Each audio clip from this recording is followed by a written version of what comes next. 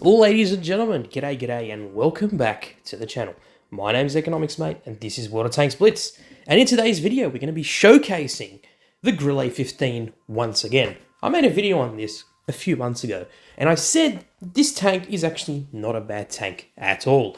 In fact, at T10 I think the Grille 15 is much more decent than people give it credit for. Yes, it doesn't have any armor.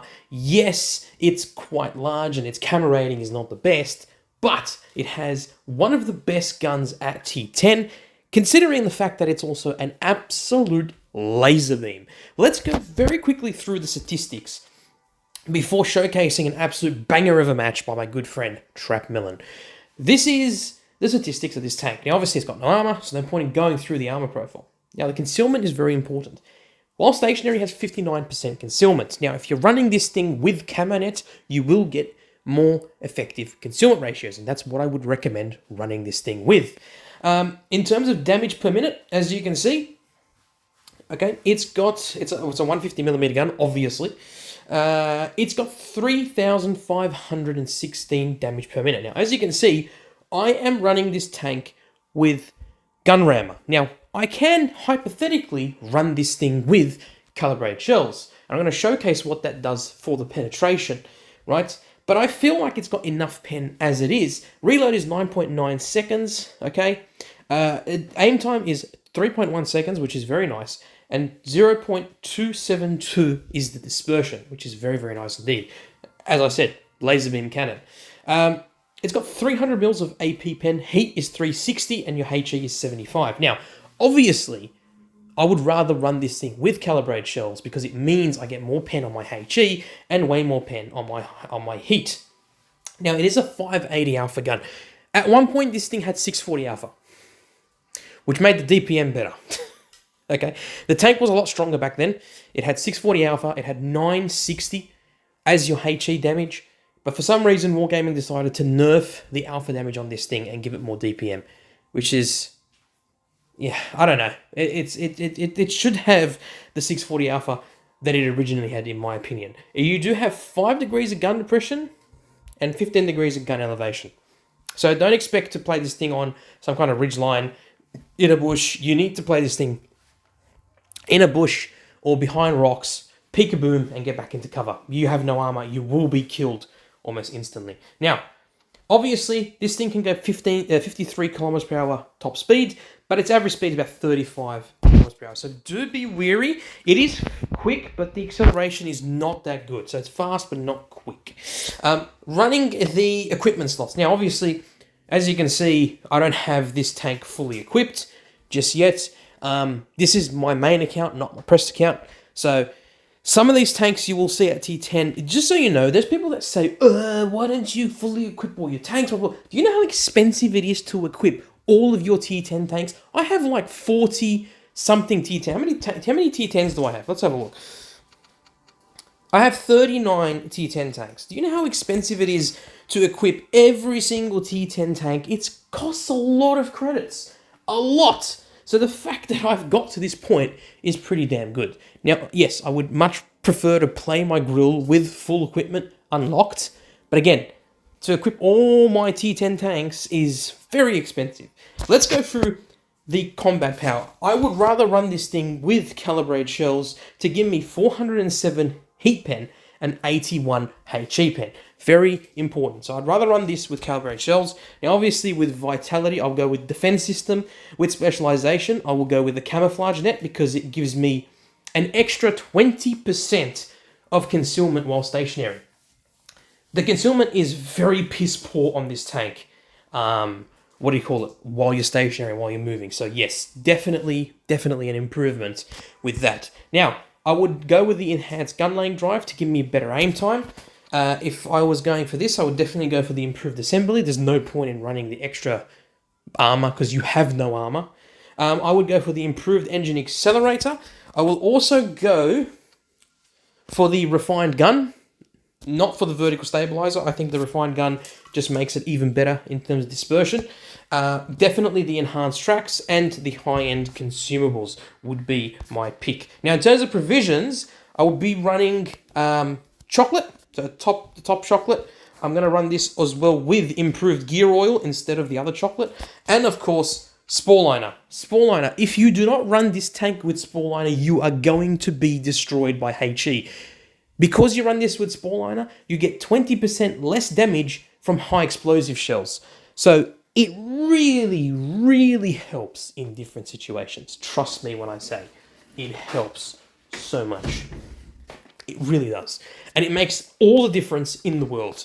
Definitely all the difference in the world. Now, you can technically run this with reticle calibration, which gives you minus 10 degrees to gun dispersion, 30 degrees gun dispersion, minus 30 degrees to 30% rather, not degrees, 30% to get aiming time and dispersion. But really, the gun is amazing as it is. It does not need extra amount of, an extra amount of accuracy. It's accurate enough. So definitely just run this with multi-purpose kit, the repair kit, and of course, Adrenaline. Now let's watch this replay and break it down. So here we are, watching my good friend, Trapmelon, playing in his Grille 15 on Melendovic. I don't know how to pronounce that name. Look, it is what it is. That's how you pronounce it. And we're going to showcase the strengths of this tank in a battle, especially with someone who knows what they're doing. Now, this specific map is very much position dependent. If you don't position your tank effectively on this map, especially in a tank like the Grille 15, you are going to fail miserably. There are so many different hills and areas on this map, and rocks and hard cover and soft cover and buildings, and there's a city area that you can go in. There's also like a rural area where there's some rocks and some hills that you can go on. There's bridges.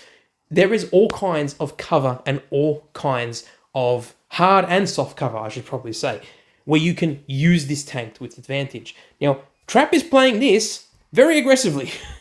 He's playing it very aggressively. Gets a shot into the Progetto 65. Now, obviously, because he noticed that the FV215B is taking shots for him, he was able to use that to his advantage and obviously fire upon the Progetto 65. But now that FV, unfortunately, it pushed way too hard and got absolutely obliterated.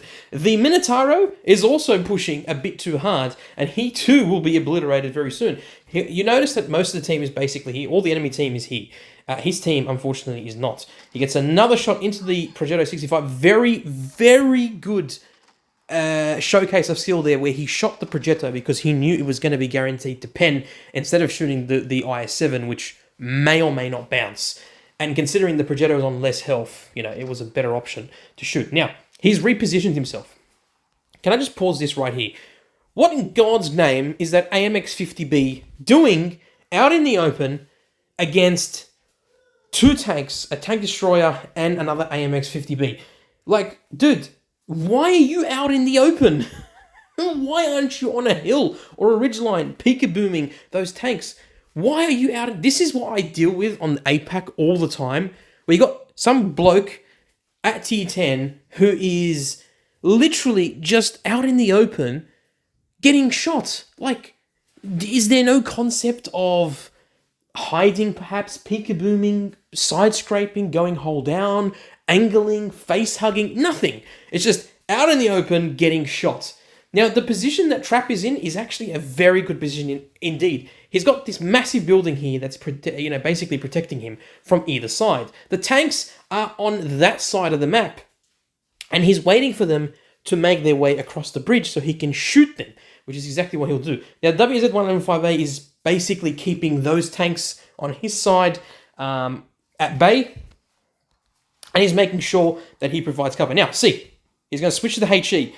Very good tactic there, trying to get a penetrate. Look, the IS-7 killed the bloody AMX-50B. Like, for God's sake.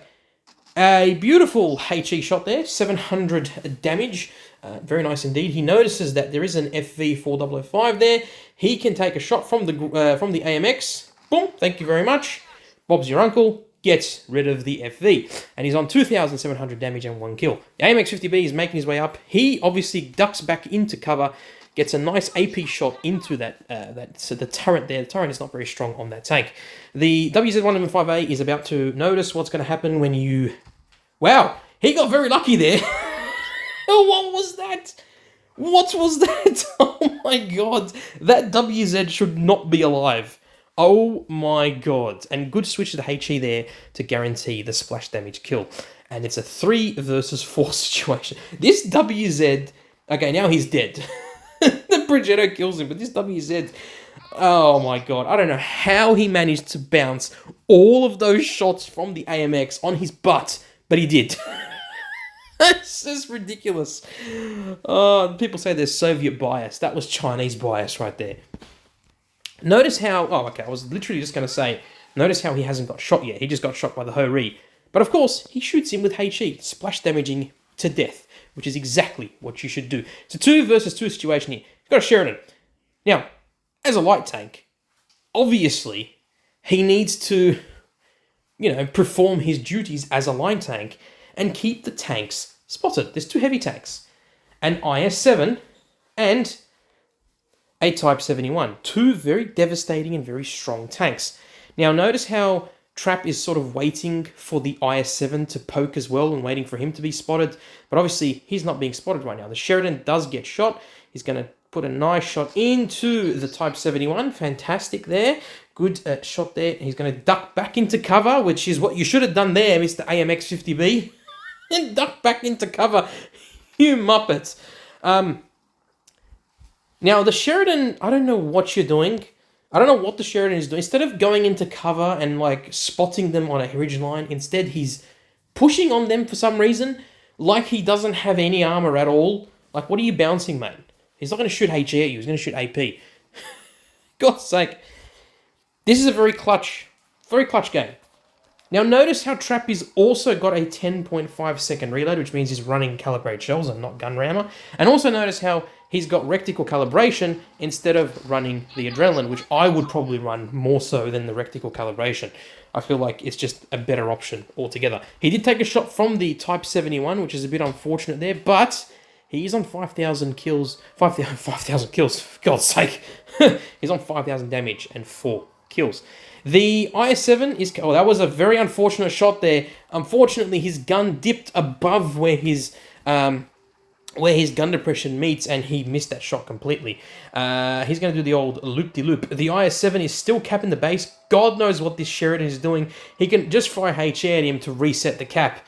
But clearly, he's an absolute nupty, this Sheridan. He hasn't done anything. He has not done anything.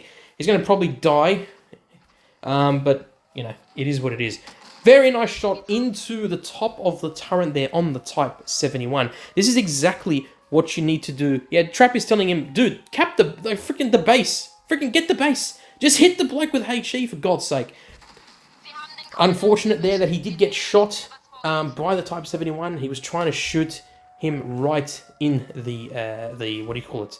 The cupola there on the turret. That Sheridan... Oh my god, finally, he does something. Oh my god. This Sheridan is an absolute muppet. Nice shot there, 624 alpha. Oh my god. That Type 71 low rolled. Oh my god. This is it, ladies and gentlemen. One more shot. Boom. Thank you very much. That was very close. That Type 71 was almost reloaded, and he gets rid of him. Quick smart. Very nice work there, Mr. Trapmelon. 6,473 damage and 5 kills. This Sheridan... Honestly, I don't know what he's doing. He needs to keep that IS-7 spotted so we can finally do some damage. Nice shot there into the side of the IS-7. Can this Sheridan actually pen the IS-7? Yes, he can. He finally gets a shot off on him. Seriously.